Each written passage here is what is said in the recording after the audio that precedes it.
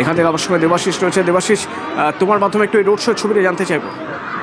দেখো, এই মুহূর্তে কিন্তু শরৎ সদনের যে মেন গেট, সেই মেন গেট থেকে ইতিমধ্যেই যে মমতা বন্দ্যোপাধ্যায় রোড শো, মূলত মধ্য হাওড়ার অরূপ রায় তৃণমূল প্রার্থী এবং উত্তর হাওড়ার তৃণমূল প্রার্থী গৌতম চৌধুরী, তাদের সমর্থনেই এই রোড শো তিনি কিন্তু ইতিমধ্যেই শুরু করেছেন। একদিকে যেরকম তার মিছিলে তৃণমূল কর্মী সমর্থকদের ভিড় রয়েছে, ঠিক তার পাশাপাশি রাস্তার দুধারে অসংখ্য মানুষ, তারা কিন্তু একবার তাদের মুখ্যমন্ত্রী মমতা বন্দ্যোপাধ্যায় তাদেরকে দেখতে চাইছেন বলে ইতিমধ্যে কিন্তু কয়েক হাজার মানুষ বলা যেতে পারে রাস্তার দুই ধারে তারা কিন্তু ভিড় জমিয়েছেন তাই মুখ্যমন্ত্রীকে মমতা বন্দ্যোপাধ্যায়কে একবার দেখার জন্য। ইতিমধ্যে সেই মিছিল হাওড়া ময়দান যে শরৎ সদন মেন গেট বা মেট্রো স্টেশন, সেখান থেকে শুরু করে জিটি রোড ধরে দর্শন রোড হয়ে ঘাসবাগান, সেই ঘাসবাগানে গিয়ে শেষ হবে।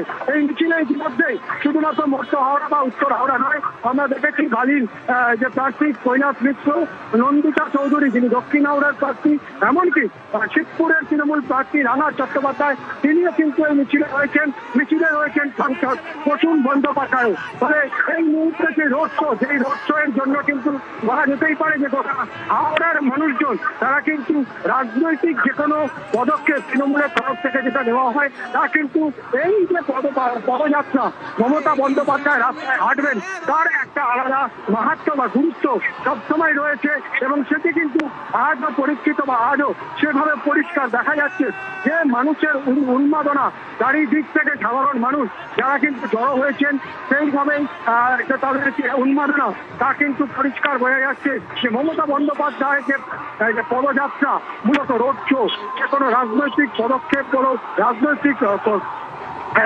কর্মসূচি হোক বা ভোট প্রচার হোক, তা কিন্তু অবশ্যই আলাদা মাত্রা নেয় এবং সেই মাত্রা কিন্তু একই রকম ভাবে রয়েছে। অবশ্যই আজকের যে রোড শো, সেই রাস্তা প্রায় 2.5 কিলোমিটার রাস্তা রয়েছে।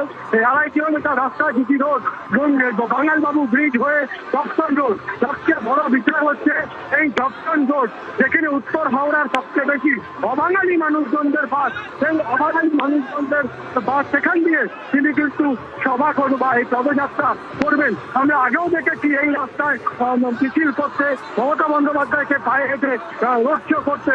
তবে এই যে নতুন করে একেবারে দর্শন রোড, তার কারণ আমরা জানি যে এবছরই প্রথম আবাসনগুলিতে যে ভোটের ব্যবস্থা করা হয়েছে, সেই তার মধ্যে কিন্তু উত্তর হাওড়ার 3টি আবাসনের মধ্যে কেন্দ্র রয়েছে, সেই কেন্দ্রে বুথ রয়েছে, সেই বুথে ভোট হবে। ফলে সেই আবাসনগুলি থেকে যে মানুষজনরা রয়েছেন, বিভিন্ন অবাঙালি মানুষজন রয়েছেন, ভিন রাজ্যের মানুষরা যারা এখানে কর্মসূত্রে থাকেন, এখানে থাকেন, তাদেরকেও কিন্তু তাদের সঙ্গে মিট করতে চাইছেন মমতা বন্দ্যোপাধ্যায়। আমরা দেখতে পাচ্ছি এই মুহূর্তে সেই পদযাত্রা এগোচ্ছে। ইতিমধ্যেই প্রায় ফাঁসিতলা মোড়, অর্থাৎ বঙ্গবাসী মোড় ছাড়িয়ে ফাঁসিতলা মোড় পর্যন্ত এসেছে সেই মিছিল এবং সেখানেই বাঙালবাবু ব্রিজ ক্রস করে ডান দিকে একেবারে রাস্তা পাস, অর্থাৎ দর্শন রোড হয়ে ডান দিকে ঢুকে পুরো রাস্তা দর্শন রোডে ঘুরবেন এবং সেখান থেকে গোলাবাড়ি থানার সামনে গিয়ে শেষ করবেন একেবারে ঘাসবাগানে।